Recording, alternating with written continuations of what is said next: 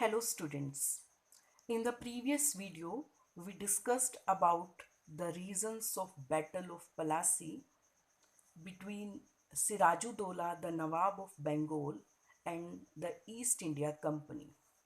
We also discussed about the reasons of the defeat of Sirajuddaulah and how Mir Jafar was installed as the Nawab of Bengal, but he was just a puppet ruler. The East India Company discovered that even these puppet rulers were not helping in expanding their trade in India because these puppet rulers also had to maintain their dignity and sovereignty, and they wanted respect from their subjects. As the company was not giving them that much respect as a ruler as they deserve, so Mir Jafar was deposed from his position and they installed Mir Qasim in his place. But the same problem was Mir Qasim, and to remove him from his position, there was again a battle, that was Battle of Buxar in 1764. Buxar is a place in Odisha where this took place, and after the defeat of Mir Qasim in this battle, Mir Jafar was again installed, but with the condition that he had to pay rupees 5 lakh per month. And this big amount solved many problems of the company, as they could use this amount to finance its war in India, and it also could meet the demands of trade and other expenses. Mir Jafar died in 1765, and after his death, the Mughal emperor gave the right to collect taxes from Bengal to this company, and in the same year 1765 the company became the Diwan of Bengal, and in this way now it could get more money, and this money could solve many problems of this company, as earlier it could not use the vast resources of Bengal according to its wishes, as it could now use these resources. And it also solved the problem of buying goods in India, as earlier it had to import gold and silver from their country, as there was nothing that they could sell in India. That's why they had to bring gold and silver to buy things from India.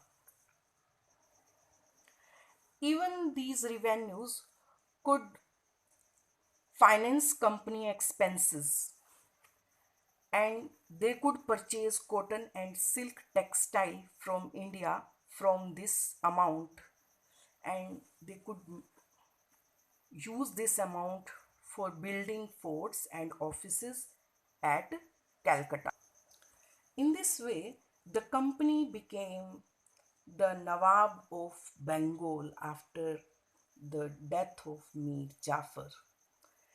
And to become Nawab means now the company had acquired more power and authority, and even the company's servants began to have a vision of living like Nawabs. They thought that now they had the comforts and they had the resources to live a lavish life. And the actual Nawabs were forced to give them land, and even personal gifts were expected from them. Here we are going to discuss about Robert Clive. You know, he was the representative of the Battle of Plassey, and he was the commander of chief at that time. In 1743, he came to Madras from England. He was at the time just 18 years old, and in 1764 he became the governor of Bengal. He was the first governor of Bengal, and when he became the governor, he was asked to remove corruption from there. In 1767, he went back to England with a large fortune, and because he was a corrupt official. In 1772, he was cross examined by the British Parliament that how he could earn so much wealth within a short period of time. When he was cross examined in 1774, he committed suicide.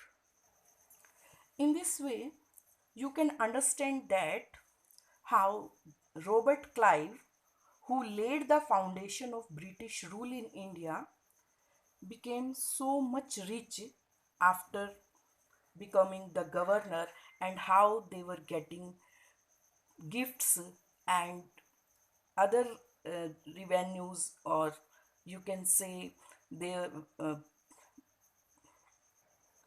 and tributes, and that's why they started living like a nawab.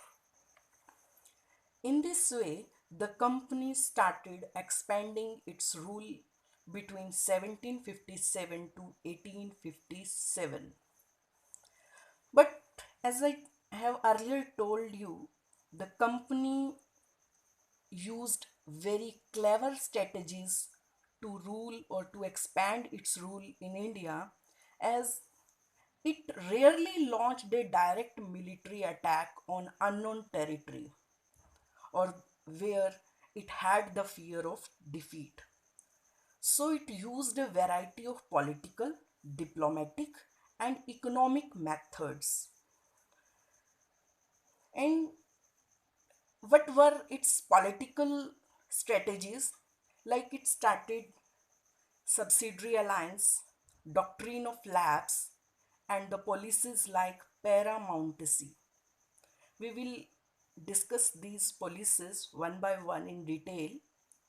And as I have told you that it was very diplomatic and used economic methods to expand its business in India, and after that rule in India, as they did not directly administer the majority of their new territories at first, as they often left the local rulers in place with all their privileges and wealth. And they also did not interfere in the lives of the zamindars or the jagirdars of that time, as it could help the acceptance of their rule without any objection. In this way, they were very diplomatic in expanding their rule. And what were their economic methods?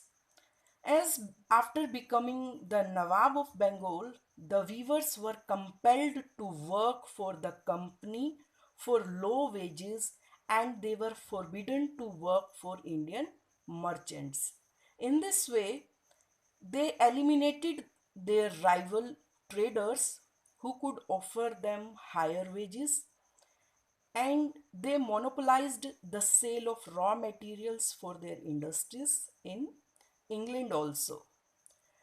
In the weavers lost their buyers and sellers, and even the Indian textiles had to pay heavy duties on entering England, and they started their expanding their rule in India with their political, diplomatic, and economic policies. Now we are going to discuss their political policies in detail. The first policy to expand their territory in India was the policy of subsidiary alliance. According to this policy, The Indian rulers were not allowed to have their independent armed forces. As the name suggests that the rulers became their subsidiary. Subsidiary means their subordinate and they were under the British rule. And they were to be protected by only the troops, only the forces of the companies. But for that, they had to pay for the subsidiary forces that the company was supposed to maintain for the purpose of their protection. And if the rulers failed to make the payment for that force, a part of their territory was taken away as the penalty. And the rulers lost their powers in foreign and military affairs, as everything that happened in the court or in their foreign affairs, that was with the permission of East India Company only. In this way, they annexed Awadh in 1801 when Richard Wellesley was the Governor General of Bengal. And after that, Hyderabad, the territory of the Marathas and the Rajputs, was also annexed with the same policy. And in making this subsidiary alliance successful, there was a great role of the residents. And who were these residents? They were the political and commercial agents, and they used to sit in the Nawab's court to supervise, to inspect their activities, and in this way, their purpose was to serve and further interests of the company.